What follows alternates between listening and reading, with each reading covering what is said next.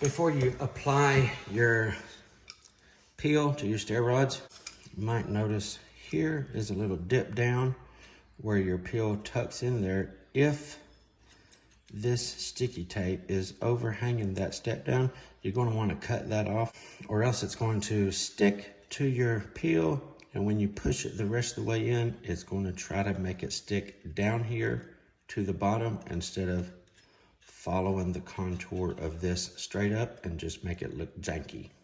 Just take your knife, watch this.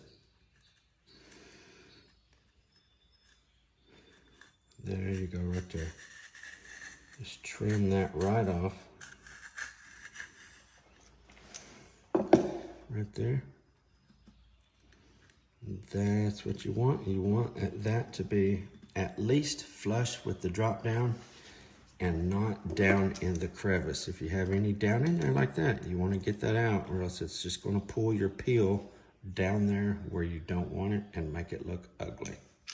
If you got to make a miter cut, go ahead and peel the tape and stick it to one side, preferably the top side, and then heat it up, stick it in here in the bottom, let it cool, tape the end that you're going to cut. To mark your angle, to mark your 45, place one here. Always have your tape here.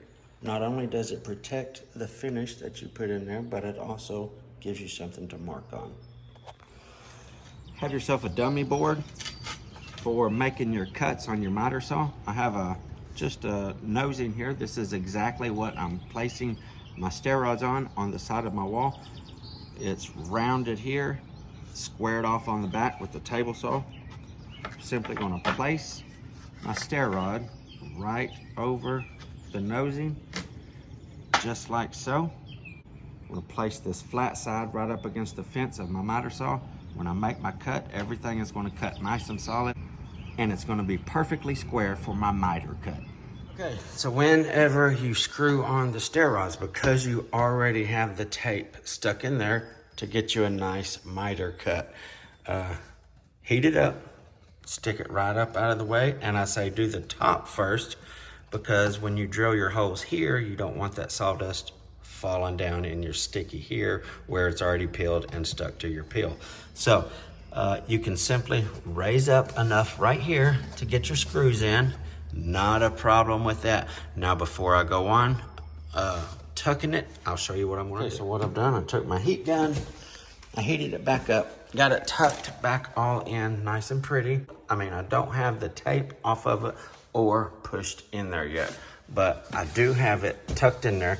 And the reason why I tuck it in there before I peel the tape is whatever position it cools, that's the position that the peel from the vinyl plank is going to stay in.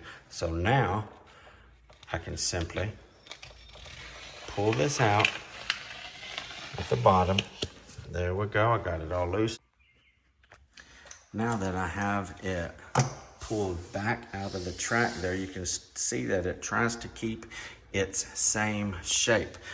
And that's why I do that. Now I can take the tape from the stair rod right there and pull it off, and it's going to be super easy to get my vinyl plank piece tucked back inside here without having any issues, because it's already pre-formed. So it's just going to go in there so easily. I'll do that and show you.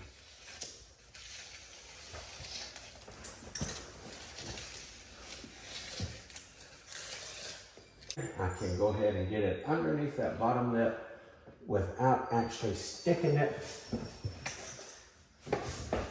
to the tape yet, which is a good thing, because I want to heat it up and push it in really well and stretch it a little bit to the ends before I actually stick it to the tape. So it's a good thing to be able to work it in there just like this and not have it stuck in the sticky. I'm going to take and heat this part up. It's already completely in the bottom track. I will heat that up and show you how I work it down and to the miter. It's all warm. I want to take at the top and push down that direction.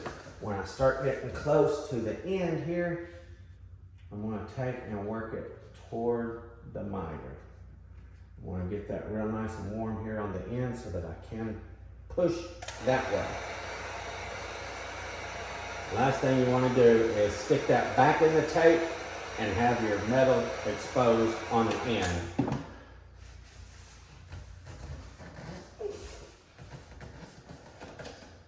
Okay, there we go. That's how you want to do it. I'm going to carry on and work it toward my miter on that end as well.